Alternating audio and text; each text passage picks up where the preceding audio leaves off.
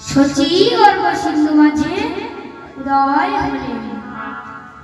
তাহলে এখন আমরা জানবো আমার মহাপ্রভু জন্ম বিবরণ। দাপর যুগে পর্যটন নামক একজন গোপ ছিলেন, শ্রীকৃষ্ণের পিতামহ। তিনি এই কলিযুগে এসে শ্রীহট্টে জন্মগ্রহণ করেন। শ্রীহট্টে ওনার নাম হলো উপেন্দ্র মিশ্র। এই উপেন্দ্র মিশ্র পঞ্চম পুত্র। এই উপেন্দ্র মিশ্রের সঙ্গিনীর নাম হলো কলাবতী।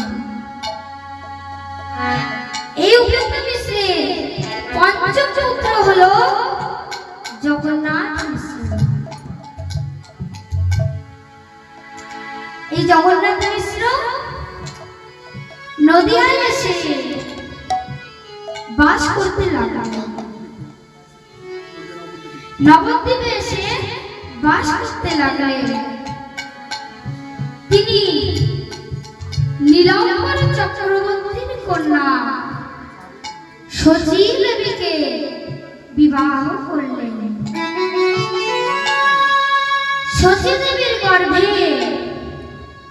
পরপর 8টি কন্যা সন্তান জন্মগ্রহণ করেন।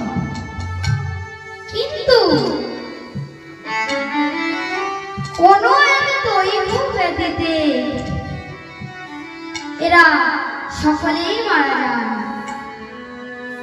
এবার নবম পর্বে শ্রী শঙ্কর বিশ্বরূপের জন্ম, আর দশম পর্বে আমার গৌর হরির জন্ম। নিতাই গৌর হরি।